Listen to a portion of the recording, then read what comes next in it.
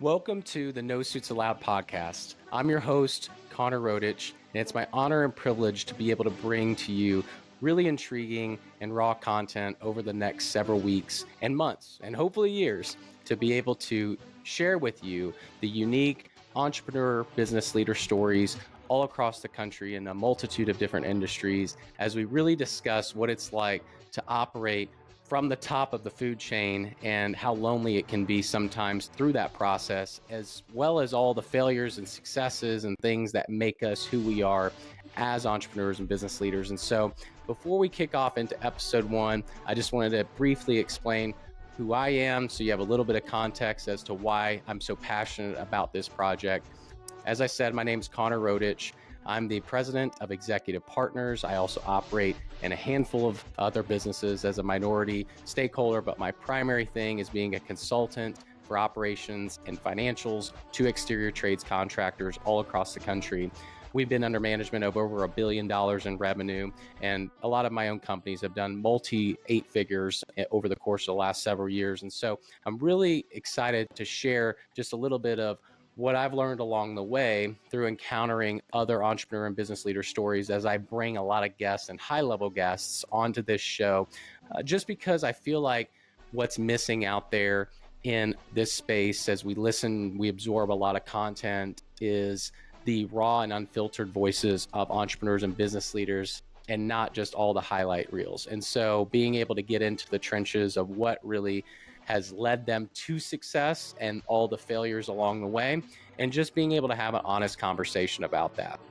I'm currently living in Greenville, South Carolina. I have a beautiful family, a wife, 2 boys, and we live here on a farm. Humble beginnings, really just a normal guy that went through college on the 4-year degree route, got a business degree from a school out in Oklahoma. That's where I'm originally from, and just started building and being an entrepreneur after working in corporate America for a little bit of time and finding out I wanted to go out on my own. And so again, a lot of this is just so I could share it with you and the passion behind it. And I really truthfully hope that you feel the intrigue and interest that I have in discovering these stories as we share what has led people to become, again, ultra successful entrepreneurs, or even folks that have, gone through the journey of not being so successful and still finding their way back, but have had a long journey of learning and figuring things out, whether, again, that's as a business leader or as someone that's ran the business themselves. And so really excited about this episode to kick us off, episode 1, and you'll see what that's all about shortly. And then all of the episodes that we have to follow, our hope is to be able to shell this out over the next several weeks and really give you a very, very powerful, meaningful set of content that can help change your life potentially, as well as folks that you may share this information with and content with, so that it can have impact on their life as well. So thank you for taking a listen, and I'm excited for episode 1. Let's get going. And our investors actually got raided and found out they were doing a Ponzi scheme. They went to jail. Crazy enough, all their bank accounts got frozen. All their portfolio company bank accounts got frozen. Everything got tied up. I couldn't pay anybody. I couldn't do anything. And I think that's a metaphor for what entrepreneurship is like. You don't know how close you are to achieving what you want. And then that's like, you got the sales, now you got to fix all the operations. It's a never-ending cycle of back and forth. Grow the sales, fix the operations. Grow the sales, fix the operation. But what I found is if you're working, with the right passion, the right purpose, and you just stay the course and you don't relent, you stay disciplined, you're doing the fundamental things in business that are good, and it will pull you through. Businesses don't grow, people do. And we employ that, and we utilize that on a daily basis here at Indy Roof.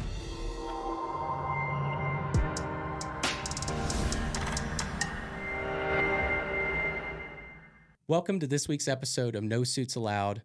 This is a very special episode because this is episode 1, where we get into why this show exists, and then also a little bit of my story, as I am going to be your host moving forward. But I've brought my vice president of executive partners here today, Mikaela Freeman, and she's going to be doing the interviewing of me and my story, as I get to share a little bit about why this show is different, and to be able to really give you the unfiltered voice of entrepreneurs and understanding what it's really like, not just all the highlights and the things that you see on the Instagram life and social media, but really in the trenches of what it's like being an entrepreneur. So I'm really excited to be able to go into this today.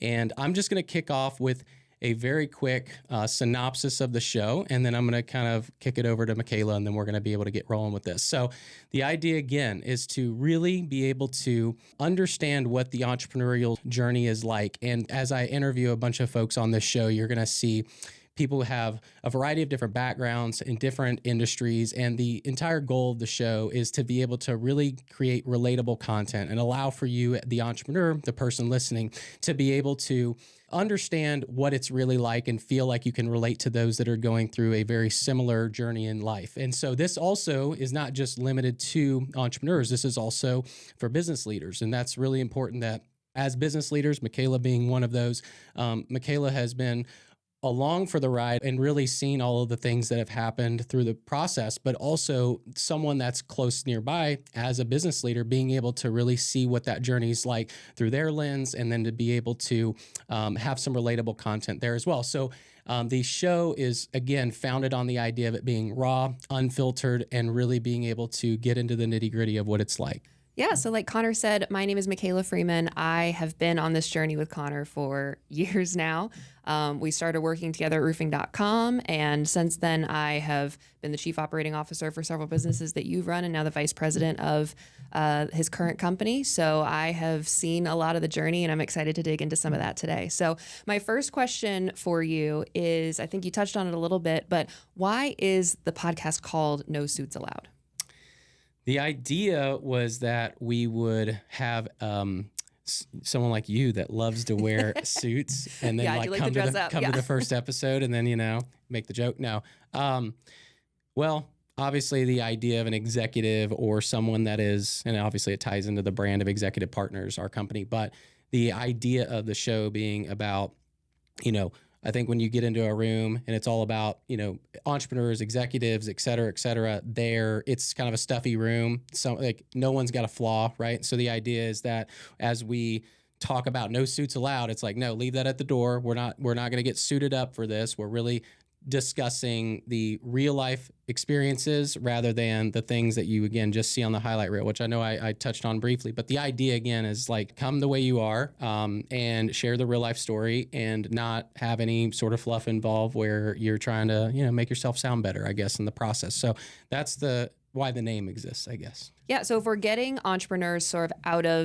of the suits, out of the, formality of business, what type of entrepreneurs, who are you going to have on the show? What type of entrepreneurs are you going to be speaking with? Yeah, so a variety of different industries. Obviously, our industry is exterior contracting, and so a lot of the episodes will probably be based around that as we kind of get the ball rolling. But the goal is to ultimately bring on, folks that are tech entrepreneurs, real estate people, just any industry and any vertical that's scalable, that you can create systems and really have someone that builds kind of their entrepreneurial empire, if you will. And so the idea is to be able to keep it diverse so that we can relate in different ways. Some people might be primarily, they might own an exterior trades business, but they might also operate in real estate or something like that. And so we don't want it to always just be industry specific. We want to kind of, mix it up. And so the idea, again, is just bringing all the different journeys of life together. And then, some people barely have the GED, some of them have doctorates, so get a kind of a mix of everything. So that's kind of the idea of it. Awesome. So let's get a little bit of a feel for your background. So you said you wanted to talk a little bit about the entrepreneurial journey, and a lot of people, when they're, seeing entrepreneurs or, seeing them on YouTube, getting to know business owners, they see kind of the successes of what they're doing now. So talk to us a little bit tell everybody a little bit about your journey here and what that has looked like up to this point. Yeah. So I think my experience up to this point it's been filled with a lot of different verticals, a lot of different industries. And a lot of them where I've selected, business partners and partnerships to go into those businesses. And so a lot of my experience is really built more around, what type of partners are you wanting to pick? And then obviously, my love for like the financial side of things and some of the operational stuff, which we share in common as well. But really to try to like put all the pieces together and give the layout, at least, of what my journey has been like through experiencing, going broke twice, finding success, kind of going up the ladder, back down, and also like living the life where you feel like everything you touch, because that was how it was early on, everything you touch turns to gold, and then finding out that that's not the case. And so then you have to pivot, and, you go through, again, like a lot of the things that I hope we get into today is how to keep the mindset, how to maintain the mental health, how to, navigate all of that, all the while trying to build teams, stay, financially profitable, stay organized, and also pick the right partners, because I think that plays a big part into the journey if you do decide to do partnerships. And so, so I'm excited to go into all that. Awesome. Yeah. And you mentioned that, we work in the roofing and contracting home exteriors space. So, but you've worked in other verticals too. So talk to us a little bit about some of the businesses that you have owned. Yeah. So, businesses I've operated at a high level. Let's start there. So I was in New York City. I worked out in New York City for a handful of years as in a tech business, and actually worked up pretty high into the corporate ladder before graduating on to becoming an entrepreneur, at least, deciding to go that direction. Also operated in restaurants, golf course with actually that was a family thing. That was a little bit of that was a great learning experience too for me. It was like, okay, what's it like working with family? And then being able to then go into construction, find my way to have pretty quick success, then to transition into consulting, which did not happen by, like, it wasn't my design, it wasn't my intention to do it, but it just kind of happened. And then to go on to like build courses and, do some speaking engagements and all these different types of things, and then go back into contracting, and then try to get into, coffee stuff, and then get back into the consulting again. And so, like, I think, and it's funny because a lot of folks that are probably going to watch this show and maybe see this episode, they kind of see me as the guy that's always changing it up or always going to another thing. And it's because I had been so serial in my approach for a while. And then I transitioned into, all right, we need to really get focused, So amongst I think where I'm at right now is we're probably somewhere in the neighborhood of 8 or 9, maybe even more businesses that I have either started or acquired or merged with, or done some sort of partnership deal. And so now to the place where I am today, I'm focusing on our consulting firm, and then also have a couple of minority stakes in some companies across the country. And so, and I like to talk a little bit about that pivot. For me, it was like, okay, I started to feel like I understood early on what partnerships were like and what they should look like, and having all the legal in order and all the things in order, only to find out that there's a lot of times where they didn't pan out the way you thought they would.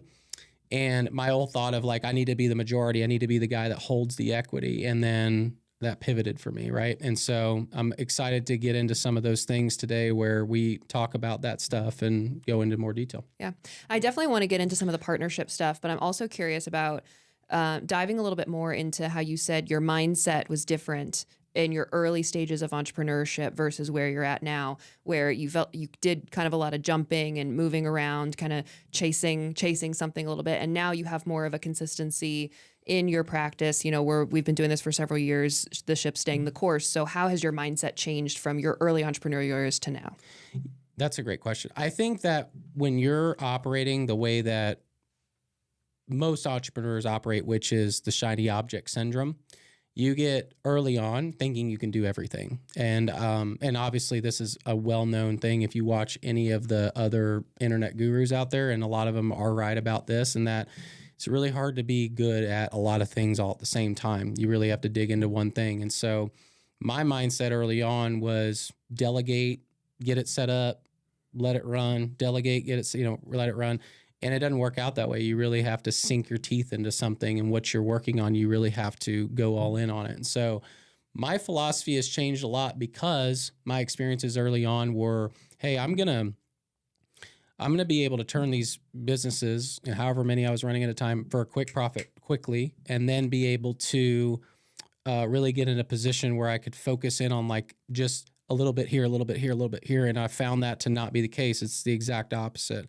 It's go all in right here, put the time and energy and effort into it. And I know you've been a big part of that reminder to me of like, hey, let's stay here, stay in this season, but really focus on building that one thing that brings you profit, and brings you not just profit, but brings you, a healthy culture, and to bring you, satisfied customers and everything is kind of working. And really don't like get to a point where it's just like okay enough and then jump to the next thing, you know, or it's just profitable enough. Really like dive in. And so the season I'm in right now, which again is kind of tying towards the partnership things, is instead of me having vested partnerships where I have the majority stake and I feel inclined to have to just give all my time in every place, this is my thing. Our thing, executive partners, and I go all in on that. And then the element of just, you know, hey, a 20% or a 25% or whatever here. And the contributing factors of those are, hey, I'm not the daily operator. I'm helping to, you know, navigate the ship, give it financial consulting, do whatever I can do to be useful and create value in that business.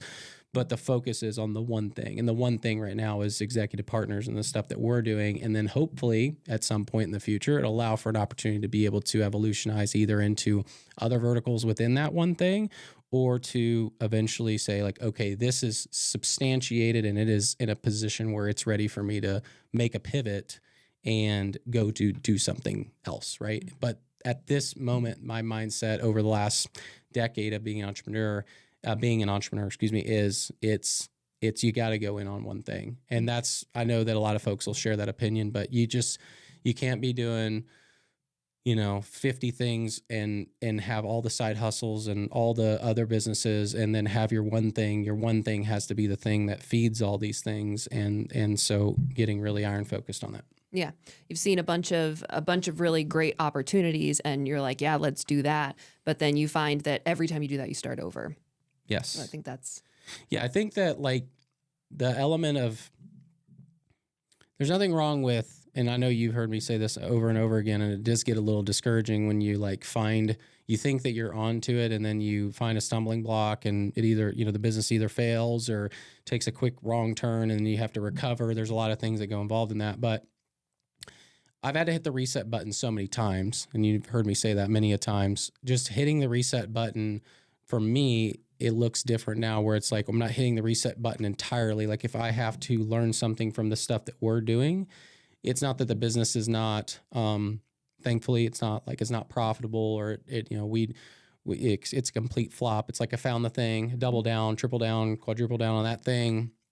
And then as the losses come in figuring that out, as you and I know for the first like year or so of even having executive partners, it was like trying to figure out how we're going to fit and how it's going to make sense to the scalability of the business. And we're still figuring those things out. I think that's kind of an ever evolutionizing thing. But I feel like that part of it for me at least is where, you know, the reset button is a lot different in resetting your like process, procedure, vision, whatever here versus like having to literally start over because you just are doing too much and you're like reset. Okay, so all this kind of got me to where I was too spread out, maybe from a funding standpoint or whatever, right? Got myself really spread out on the financial side of things. And instead of that, it's like it's small resets rather than massive resets, you know? And so that's like one of the biggest things that's really helped me be more productive in what we're doing now, because I'm not getting spread out with all these other things that I have to like start over or kill them or whatever. And it's just a distraction. You know what I mean? Yeah, absolutely. So let's pivot back to the partnerships. You've touched on that in several topics that we've gone over so far. So tell us a little bit about the partnerships that you have had up until this point and the different ways that those have worked for you. Yeah. And again, the intention of the episode is to like completely lay it out there, be completely unfiltered. Although I don't want to name names because then that's kind of counterproductive. I've had partnerships all along the way. I've had partnerships with family. I've had partnerships with, I haven't done one with my spouse, although my spouse has worked with me and that's its own thing too. But I've done partnerships with friends. I've done partnerships with strangers. I've done partnerships with people that seem to be industry experts and, you know, otherwise find out to be kind of a different scenario. That being said, like, I think the fundamental piece for partnerships is that, at least for me, because I'm a person that drives really hard and gets really committed and goes, is that there's an element of it where you have to make sure that if it's equal, it's truly equal. and getting ahead of that. So a lot of my early partnerships were like 50-50s, right? And I know you've even experienced some of that with some of the ones I've done, like even they're 51-49s. I just got to have to have, I thought I learned like, oh, you don't want to be 50-50, then, it gets muddy. And then you want to do 51-49. Well, then now I'm taking on not all the financial liability, but some of my business deals have been set up for me to be the one that's the personal guarantor and the guy that's signing all the checks. And then, then you find out the guy that's have just one point left is less motivated or doesn't want to work as hard. So I think the first principle of my learning experience with partnerships for those that are in partnerships, and I've navigated a lot, as you know, in our business, in our consulting business, we've worked with a lot of circumstances that are really messy and really, even for companies. So I've had pretty large companies, but these are companies that are even larger than the companies that I have personally owned. And because we've consulted now over $1 billion worth of revenue in the last few years. So a lot of companies, and a lot of those companies drive big numbers and have a lot of employees, and they have like a messy partnership. And in that scenario, we have to consult with them, like, how do we navigate this? Because now it's a very well-established thing. It's churning a lot of money. We're talking about multi-million-dollar buyouts, whatever. What I've learned early on is that most of the time, or what I've learned, recently, that early on in those partnerships, there was big red flags that they just ignored for years and years and years, or they allowed for it to happen. And one of my learning experiences, even for myself, because I've done that same thing, is do not allow for that to perpetuate and go any further than what it already is today. If you've got a bad partnership, or you have something that you have as from a percentage basis that you come together and go, yeah, well, it's 50-50, but it's not 50-50. It's not 50-50 for you doing the majority of the work or them doing the majority of work, whatever, then you need to reconfigure that agreement. That's what I learned early on, because I learned very early that when you're doing the majority of the work and you're sharing 50% of the profits or the distribution, and you're both getting paid the same salaries or whatever, there's a little sour taste in the mouth, and it will only get worse the longer that you go. And so we, like I said, we have partners in our business. We call them partners, they're clients, but clients that do that same type of thing, and then they just allow it to go, and it gets worse. And on the flip side of that, I also, like I said, went down the path of wanting to do majority deals. And so I was like, well, I'm going to be the guy that owns 60 or 70% of these, or 75% or whatever, and I'll put all the money up, and I'll be the guy, and then, they'll just be the sweat equity person, or the person that goes after it. And a lot of those deals didn't work out either. And I think when you're in that position, if you're going to be that person and be the guy or gal that has the majority of that equity, you need to be willing to put forth the most. And so, and I, in those circumstances, felt like I was putting forth the most of what I could, but I had, 3 or 4 or 5 things at the same time, and wasn't able to create the most value of at least what they felt like was equitable there. And so instead of us having a conversation, then things got south there. Now I have the principle for me, again, like, we go all in on one thing. And if I'm going to take on any partnerships, it's going to be the percentage by which I'm contributing. And there's a very, very explicit conversation about that with those partners, and say like, hey, how much am I contributing? How many hours per week am I working? What are the contributing factors, whether that be CFO work or ops work or whatever? And so, all of that, I know that's a long description of detail, but to me, I think the early on journey was like, okay, partnerships can be good. My first thought was partnerships are, you can't fail, which majority of them do. And then it was, okay, I figured it out when I really didn't. And then now I feel like I'm starting to figure it out more, because I'm starting to figure out like what is really important. It's really important to bring your value in proportion to your equity. And of course, I'm talking about things that are privately held companies. If you're talking about like publicly held or large entities, that might look a little different, might be dependent upon who started the business or things like that, gets the majority, the largest stakeholder piece or whatever. But for me, it was very much I need to make sure that I'm staying in tune, and that's some of the stuff we can talk about as well briefly. But, I think really I could clear it up with this. It's stay in tune with your partner. If you're not in tune with your partner, just like marriage, it's not going to work out. Communication is key. All the things we've talked about in the past on our own stuff, it's like, you must communicate. You must be willing to share the message, understand what's going on, be willing to understand that you're not perfect, they're not perfect, and work together. And you should probably have different skills that you're bringing to the table. That's another big thing too, right? You don't want to have 2 people bringing the same skills to the table. It can cause some friction and issues. And so, yeah, that's my kind of my synopsis though of like, I guess my growth journey through partnerships. And, you know, again, I still think that another big thing too, is if you're going to take on a partner and you have a, you know, well-established entity, you better be very certain of that person because things get really messy. So I'm a big proponent too. And I know you and I have worked together for a while. We've talked about those things before. Like I'm more of a proponent of profit sharing or revenue splits or things like that than just giving away things, because it just makes things a little bit more messy too. So there's a lot of things that I've learned along the journey, but I would say that kind of sums it up. Yeah. And you've talked a little bit about, you know, kind of how you handle that partnership once you're in it, but you also mentioned that there were some red flags that you missed or ignored as you were getting into partnerships. So what were some of those things that were red flags now that you're looking back on them that you didn't see at the time? Yeah, I think the number one thing is you always find an excuse to, at least for me, I always try to find an excuse to give grace or be someone that's like, oh yeah, you know, they're working on their own life challenges, or they're working through whatever they're working through, right?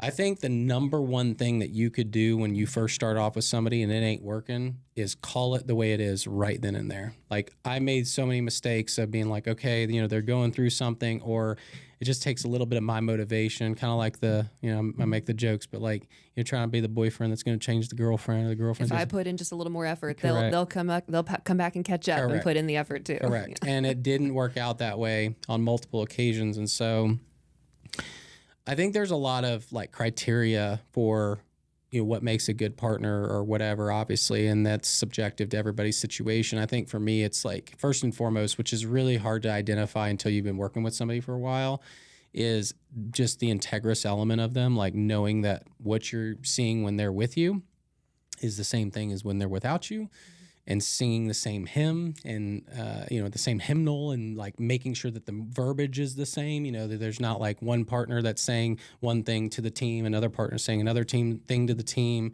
or whatever. I think that the underlying thing is, and this kind of ties into the marital side of things too. I know you always joke with me about, you know, like I'm always marriage metaphors. Marriage metaphors, but it's true, is that you kind of have to work, like you have to work to become a better person along the journey. And so when you have a business partner that doesn't seem to be putting in the level, not even from the effort of like equity percentages, but just like seeing them grow or evolutionize, and the desire to do that in the way and of the rate that you are, and you're just going to outgrow people sometimes, and that happens. And that's where those conversations you need to have, like you need to have the conversation of, hey, this equity thing was good originally, you were contributing something, but now it's changed. Or, hey, we need to have salary conversations or whatever, just like whatever is going to make that work out, right? And there's a lot of different circumstances, a lot of different deals you can put together. But without going into all that, I think the main thing is integrous, showing the growth trajectory that you want to see in a partner, and seeing someone that's really caring along the way. And then just someone that I think overall, like, they share the same passion you do. I think if you have someone that's like, yeah, I like this, it makes me good money, and I like to go blow it at the casino, versus the guy that's like, or on stupid stuff, and like versus the guys like, I really want to make an impact here. I really want to change people's lives. I really want to be the best, you know, whatever I can be. I think that's a good tune too. I think people just tend to get, I don't know. I mean, I'm trying to think through all my different partnerships. I think partnerships that were selfish. I think partnerships that were actually really disengaged, avoidant, right? You know, those things from the people I'm talking about. You know, there's a lot of the like narcissistic stuff that's gone on too, and like I'm the know-it-all, I know everything there is to know, you don't know anything type of partnership. So I think of like a mixture of all of those things. I think it boils down to those three things, you know, when I'm talking about it. So, and that process of going through, you know, businesses, whether you just get out of them because you're moving on to the next thing, or whether it was, you know, a difficult process, to go back to the marriage metaphor, you go through a business divorce, right? You get out of that partnership, and that takes a toll on you as you go through that process. Like we said at the top of the call, for a lot of entrepreneurs, you don't just hit the one thing and that's the thing that you stick with forever. For a lot of entrepreneurs, you go through multiple businesses. So as you go through that process, what does that do for your mental health? Yeah, I think the number one thing I've learned through all of this, and this was actually said by a friend of mine, of like, when you first hear news, it's never as good as you think it is. It's never as bad as you think it is. And I think the thing for me, as you know about me, is that I'm a very, I don't want to say, well, I do wear my emotions on my sleeve, but I would say that I've gotten caught a lot in the past in the like roller coaster ride, right? Of emotions and ups and downs and deals lost, deals won, business partnerships going well, business partnerships not going well. I think for me, it's like the mental health thing altogether is the secret, not like it's a magic bullet that I've mastered by any means, but has been that like I have to keep it in perspective, which I was told this long ago when I worked in the food service industry at one point in time. Not flipping burgers, but I was, out there on the floor serving people. Anyway, it's just burgers and fries. And so when I heard that, then I didn't really care about that now because I'd have pissed off customers that wouldn't get their food right or whatever. It's like, it's just burgers and fries. Not a big deal, right? And I think the same thing, although obviously it has collateral effects if you're the one that's leading the charge and you're affecting people's lives, you're affecting their families' lives, et cetera, et cetera. I think that overall, it's just burgers and fries. And so the way I've tried to retrain my mind in maintaining mental health, as I had a health scare probably, 2 years ago now, close to 2 years. Coming up on, did hit 2 years. It was 2 years ago, just recently. Yeah. August of 23. And that was, the heart deal, everything's all clear. Obviously, all of that was due to, in that moment in time, to be very transparent, dealing with a couple businesses about to go into bankruptcy. I was trying to manage way too much all at once. I know you were there for that journey.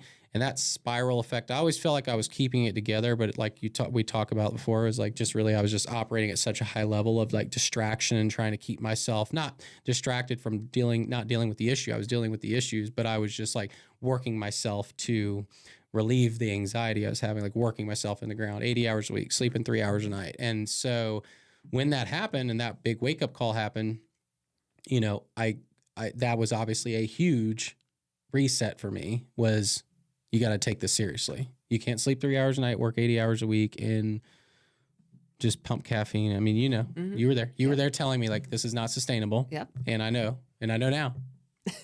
My body told me otherwise. But no, that was the kicker. That was like, hey, you can't operate this way. Nowadays, the way that I maintain my mental health and I maintain all those, those good attributes to have as an entrepreneur, it is like I try to just keep it as even keel as I can. And obviously, if there's a scenario that arises, as there have been plenty that are like, man, this is a really bad situation, or this could really affect our business, or this could really affect things. I think getting yourself in a position where you have some financial leverage is huge, because I think once you build up a nest egg and like you don't get too aggressive, like you need to be able to make sure you know where to pick your spots. I think that's huge. But then the other part of it is just like emotionally regulate yourself. And that's a huge thing for me, is like now I'm in a position where like, this, you could attest to this. Like I'm a lot more like, all right, cool, whatever, a lot more than I was even just a couple years ago. And so, yeah, that's one of those things. Yeah, I mean, it's definitely been quite the journey. I've been along with you for quite a bit of that. And then since you have been in consulting, you've worked with entrepreneurs all over the country. And there's a reason that it's a cliche that it's lonely at the top. And I've seen you go through a lot of that, and you've worked with entrepreneurs who are dealing with that. So speak a little bit to how you have seen entrepreneurs, or you yourself have dealt with that well or dealt with that poorly.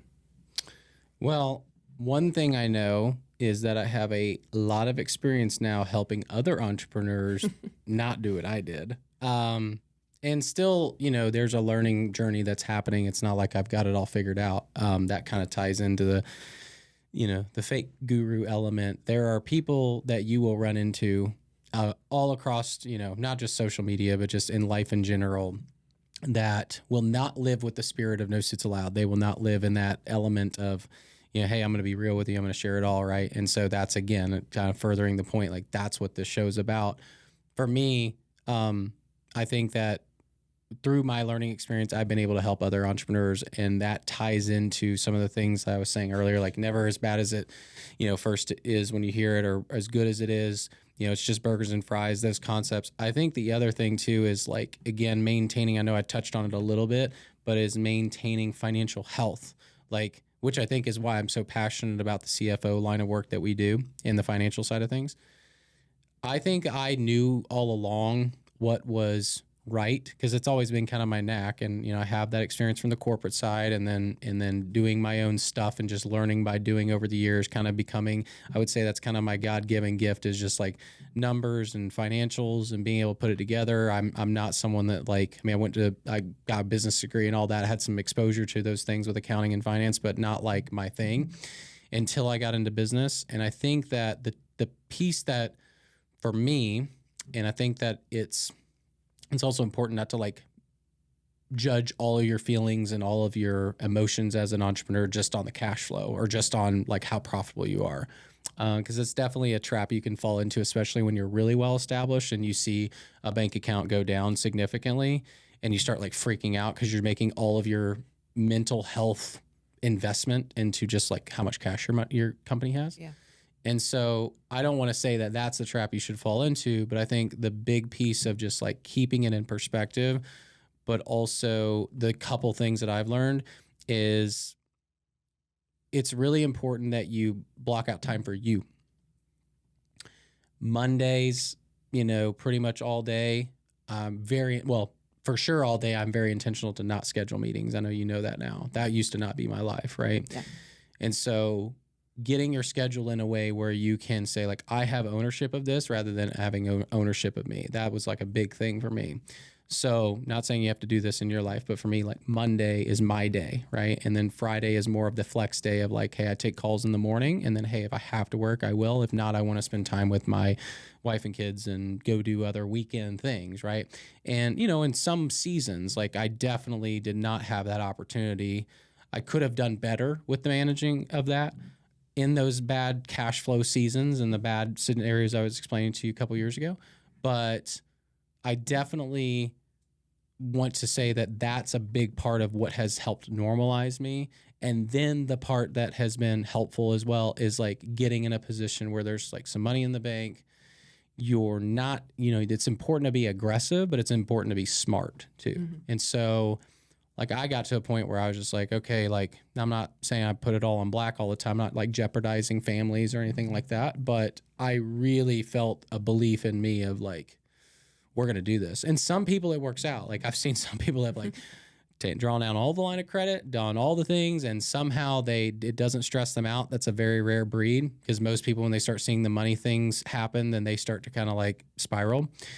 But I've seen some of them do it, and then all of a sudden they like have the big thing that happens to their business. They might have in our industry like a big storm, or they might have, some really good luck with an investor and the real estate side of things, or something that comes along and then like rescues it all, right? Or whatever.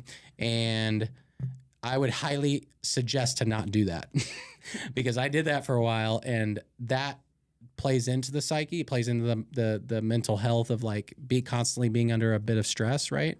And kind of feeling like your back's against the wall. And then the other part of it is really maintaining your schedule to a place where you can create margin in your life. And so that was a big that was a learning thing for me is when I read a couple books. I keep running the blank on this book every time I talk about it, but it's basically the concept of you got to have margin in your life. If you don't have margin in your life, then you're just going to like get caught in the hamster wheel and you're never going to be able to balance. And for me, what balance looks like is not like, and I'm a streaky worker. So like I like to get into something and I'll work 10 hours at a time or whatever, right?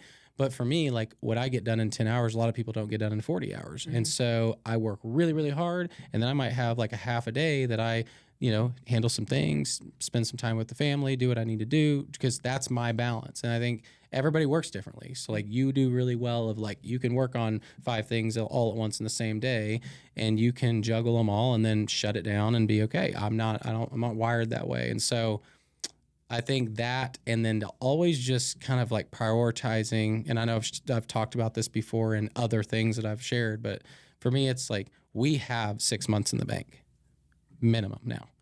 And so for me, like that's 6 months of our burn, right? 6 months of what we would spend in a month. And so that's super important that if you're like, hey, where's step one? It's get there.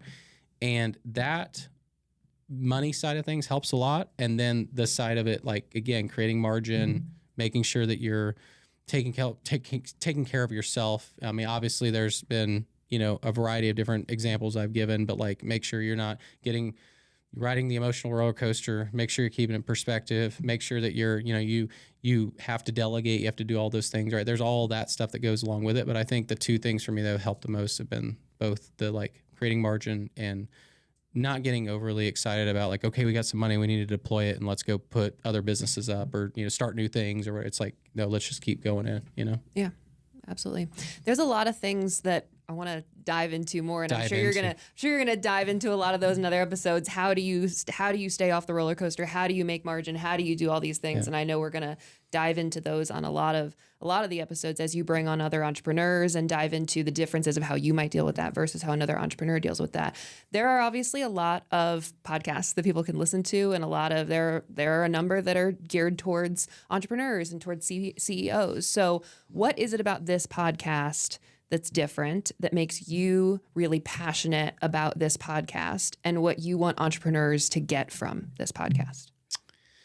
Well, first and foremost, I know that episode 1 has been a little rocky on my end, so forgive me because I'm used to being the one that's asking the questions. And so, although I do love to talk, as most of you know that are listening, I don't, I'm not used to being in this chair. So you're crushing it. Oh, great. Thank you. But what matters the most to me in all of this is that you, the listener, really feel the rawness and the like willing to share, right? Of we all have flaws. You know, I think when you get caught up in what is the facade of like you have, especially as a consultant, I think like if no one could come from a better position, it would be like, or if anyone could come from a better position, I don't know what the word, anyway, you know what I'm saying.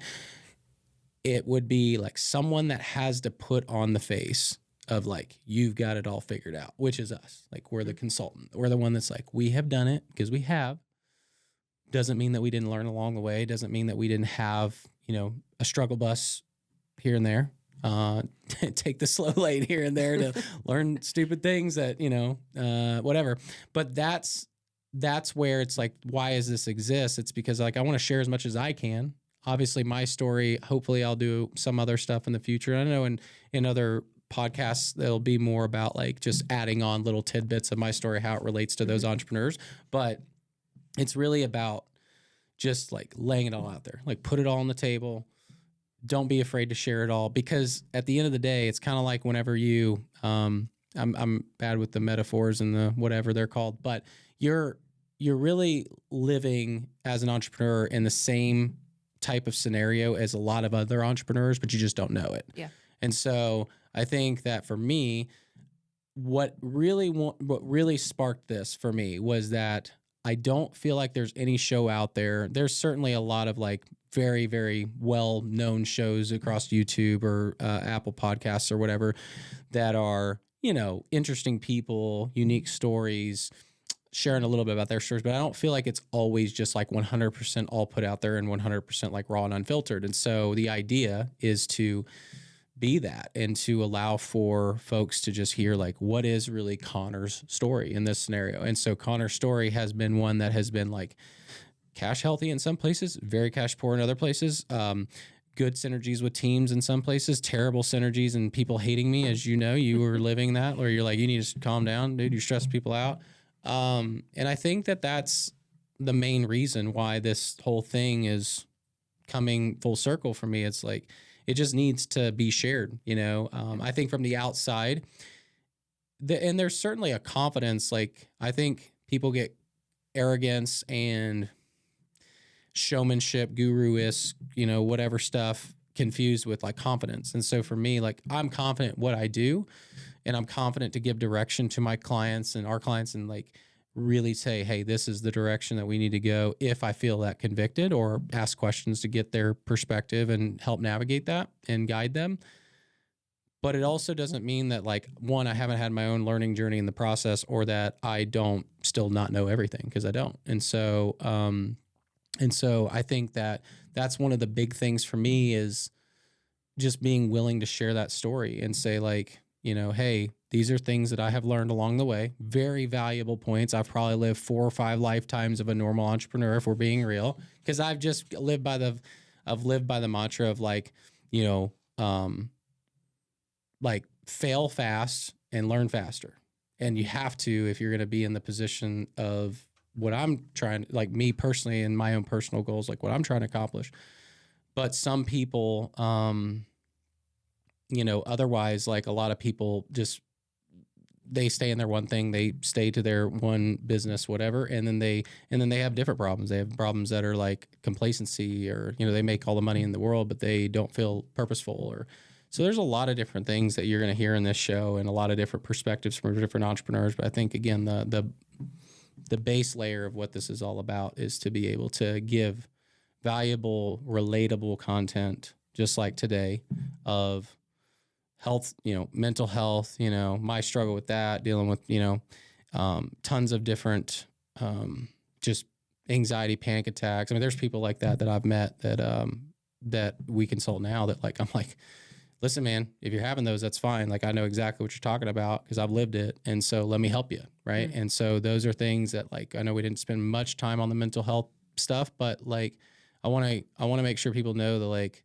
that too is a very real thing. Yeah. If you're a high functioning person and you're trying to go and chase things, is some people just have that knack of just getting anxious about things and getting themselves. And that's again, where you get like, you have to learn how to get off the hamster wheel and all those things. So that's what it's about. And I'm hopeful that this will stick, and I'm hopeful that people will have a desire to really learn that like, there's not just like, I mean, even people that we'll have on the show that are really, really ultra successful, like worth literally 9 figures or more.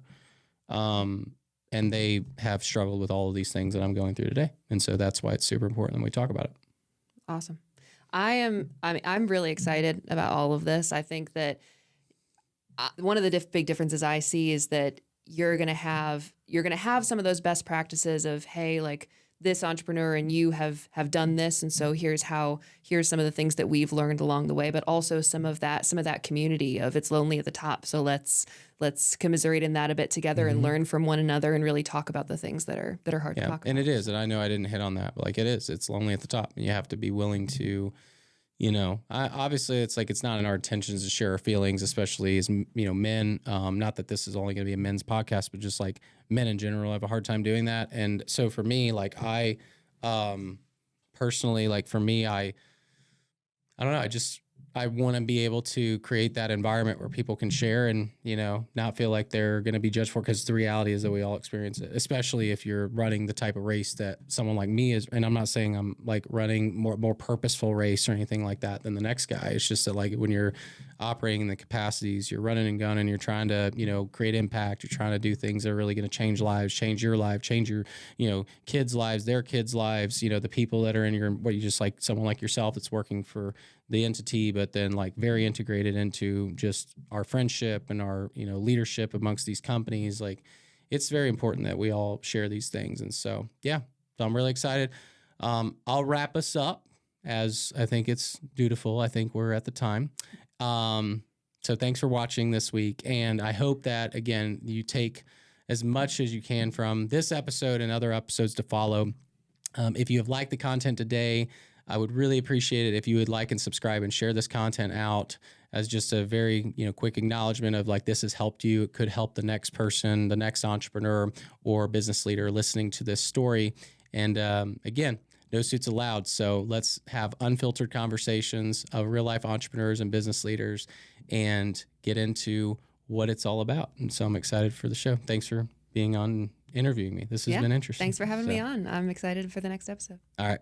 And with that, this has been the No Suits Allowed episode 1, and we're going to have episode 2 coming your way here very soon.